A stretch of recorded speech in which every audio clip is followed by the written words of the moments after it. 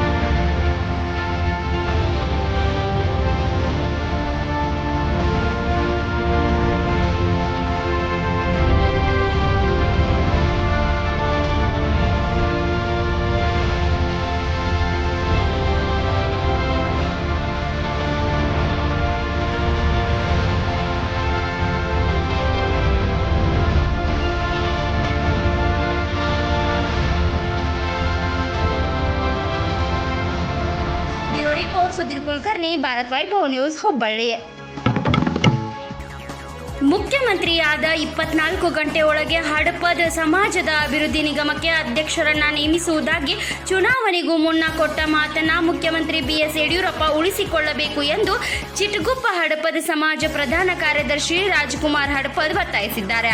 ಹಡಪದ್ ಸಮಾಜದ ಕಲ್ಯಾಣ ಕರ್ನಾಟಕ ಭಾಗದ ಹಿರಿಯ ಮುಖಂಡ ಕಲಬುರಗಿಯ ಈರಣ್ಣ ಚಂದ್ರಶೇಖರ್ ಹಡಪದ್ ಸಣ್ಣೂರು ಇವರಿಗೆ ನಿಗಮ ಮಂಡಳಿಯ ಅಧ್ಯಕ್ಷ ನೀಡುವಂತೆ ಒತ್ತಾಯಿಸಿ ಜಿಲ್ಲೆಯ ಚಿಟಗುಪ್ಪ ತಾಲೂಕು ಕೇಂದ್ರದಲ್ಲಿ ತಹಶೀಲ್ದಾರ್ ಅವರಿಗೆ ಮನವಿ ಪತ್ರ ಸಲ್ಲಿಸಿಗೂ ಮುನ್ನ ಮಾತನಾಡಿದರು.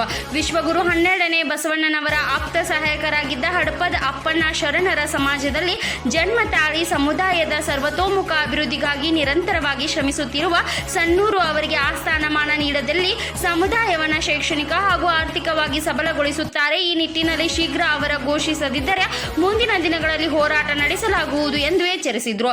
ಬರೆದ ಮನವಿ ಪತ್ರವನ್ನು ತಹಶೀಲ್ದಾರ್ MD ಜಿಯಾವುದ್ದೀನ್ ಅವರಿಗೆ ಸಲ್ಲಿಸಿದರು. ಹಡಪದ್ ಅಣ್ಣಪ್ಪ ಸಮಾಜ ಸಂಘದ ಅಧ್ಯಕ್ಷ ಶ್ರೀಧರ್ ಎನ್ ಕಟ್ಟಿಮನಿ, ಉಪಾಧ್ಯಕ್ಷ ರೇವಣಸಿದ್ದ ಹಡಪದ್, ಕೋಶಾಧ್ಯಕ್ಷ ಮಲ್ಲಿಕಾರ್ಜುನ್ ಕಟ್ಟಿಮನಿ ಮತ್ತಿತರರು ಹಾಜರಾಗಿದ್ದರು. ರಾಜ್ಯ ಕಾರ್ಯಕಾರಿಣಿ ಸದಸ್ಯರಾದ ಈರಣ್ಣ ಸಿ ಹಡಪದ್ ಸಣ್ಣೂರು ಸರ್ ಅವರಿಗೆ ಯಾವುದಾದರೂ ಒಂದು ಕರ್ನಾಟಕ ರಾಜ್ಯದ ನಿಗಮ ಮಂಡಳಿಯ ಅಧ್ಯಕ್ಷರಾಗಿ ನಾಮನಿರ್ದೇಶನ ಮಾಡಬೇಕು. ಹಾಗೂ ನಮ್ಮ ಸಮಾಜ ಆರ್ಥಿಕವಾಗಿ ಹಿಂದುಳಿದಂಥ ಸಮಾಜ, ಇವತ್ತು ಅದನ್ನು ಹಡಪದ್ ಕ್ಷೌರಿಕ ಸಮಾಜ ಪ್ರತ್ಯೇಕ ಹಡಪದ ಅಭಿವೃದ್ಧಿ ನಿಗಮ ಮಂಡಳಿಯನ್ನು ರಚನೆ ಮಾಡಬೇಕು. ಹಾಗೂ ಇವತ್ತು ನಮ್ಮ ಜಾತಿಯನ್ನು ಇವತ್ತು ಸೆಕೆಂಡರಿಯಲ್ಲಿ ಬರ್ತಾ ಇದೆ, ಅದನ್ನು ST ಅಥವಾ ಪ್ರವರ್ಗ 1ಕ್ಕೆ ಸೇರಿಸ್ತೀನಿ ಅಂತಕ್ಕಂಥದ್ದನ್ನು ನಮಗೆ ಭರವಸೆಯನ್ನು ನೀಡಿದ್ರಿ. ತಾವು ಅದನ್ನು ಪಟ್ಟಂಥ ಮಾತುಗಳನ್ನು, ನಮ್ಮ ಮುಖ್ಯವಾಗಿ ಬೇಡಿಕೆಗಳನ್ನು ತಾವು ಈಡೇರಿಸಬೇಕು ಮುಖ್ಯಮಂತ್ರಿ ಅಂತ ಹೇಳಿ ಇವತ್ತು ನಾವು ಚಿಟಗುಪ್ಪ ತಹಸೀಲ್ದಾರ್ ಸಾಹೇಬರ ಮುಖಾಂತರ ನಾವು ಇವತ್ತು ಸಾಹೇಬರಿಗೆ ಮನವಿಯನ್ನು ಸಲ್ಲಿಸ್ತಾ ಇದ್ದೇವೆ.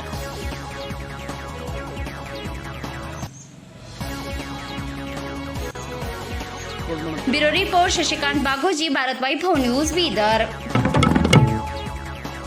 ಮಹಾರಾಷ್ಟ್ರದ ಕೊಂಕಣ ತೀರದಲ್ಲಿ ಹಾಗೂ ಕರ್ನಾಟಕದಲ್ಲಿ ಕಳೆದ 4-5 ದಿನಗಳಿಂದ ನಿರಂತರವಾಗಿ ಮಳೆಯಾಗುತ್ತಿರುವುದರಿಂದ ಕೃಷ್ಣಾ ನದಿಗೆ ಅಪಾರ ನೀರು ಹರಿದು ಬರುತ್ತಿದೆ. ಹೀಗಾಗಿ ನದಿಯ ನೀರಿನ ಮಟ್ಟ ಹೆಚ್ಚಳಗೊಂಡು ನೆರೆಯ ಮಹಾರಾಷ್ಟ್ರಕ್ಕೆ ಸಂಪರ್ಕ ಕಲ್ಪಿಸಿಕೊಡುವ ಕುಡ್ಚಿ ಹುಗಾರ್ ಸೇತುವೆಗಳು ಜಲಾವೃತಗೊಂಡು ಸಂಚಾರ ಸಂಪೂರ್ಣ ಸ್ಥಗಿತವಾಗಿದೆ. ಕೃಷ್ಣಾ ನದಿಯ ಒಳಹರಿವು ಹೆಚ್ಚಳವಾಗಿರುವುದರಿಂದ ನದಿ ಪಾತ್ರದ ಗ್ರಾಮಗಳಲ್ಲಿ ಪ್ರವಾಹದ ಭೀತಿ ಆತಂಕಕ್ಕೆ ಒಳವು ಮಾಡಿದೆ. ಗುರುವಾರ ನಿಧಾನಗತಿಯಲ್ಲಿ ಏರಿಕೆಯಾಗುತ್ತಿರುವ ಸಾಯಂಕಾಲ ನದಿ ಏರಿಕೆಯ ಪ್ರಮಾಣದಲ್ಲಿ ಹೆಚ್ಚಳವಾಗಿದೆ. ಇದೇ ರೀತಿ ಹೆಚ್ಚಾದರೆ ಶುಕ್ರವಾರ ತಡರಾತ್ರಿ ಚಿಂಚಲಿ ರಾಯಬಾಗ ಸೇತುವೆ ಮುಳುಗಡೆ ಸಾಧ್ಯತೆ ಇದೆ ಎನ್ನಲಾಗಿದೆ. ನದಿಯ ಪ್ರದೇಶದಲ್ಲಿ ವಾಸವಾಗಿರುವವರನ್ನ ಮುನ್ನೆಚ್ಚರಿಕೆಯಿಂದ ಸುರಕ್ಷಿತ ಸ್ಥಳಗಳಲ್ಲಿ ತೆರಳುವಂತೆ ಜಿಲ್ಲಾಡಳಿತ ಹಾಗೂ ತಾಲೂಕು ಆಡಳಿತ ಸಾರ್ವಜನಿಕರಿಗೆ ಎಚ್ಚರಿಕೆಯನ್ನ ನೀಡಿದೆ. ಮಾರ್ಗ ಬದಲಾವಣೆ ಕುಡ್ಚಿ ರಸ್ತೆ ಸಂಚಾರ ಸ್ಥಗಿತಗೊಂಡಿರೋದ್ರಿಂದ ಬಾಗಲಕೋಟ್, ವಿಜಯಪುರ, ಜಮಖಂಡಿ, ಗೋಕಾಕ್ ಕಡೆಗಳಿಂದ ಮಹಾರಾಷ್ಟ್ರಕ್ಕೆ ಸಂಚರಿಸುವ ಬಸ್ ಹಾಗೂ ವಾಹನಗಳು ಅಥಣಿ ಮಾರ್ಗವಾಗಿ ಸಂಚರಿಸುತ್ತಿವೆ.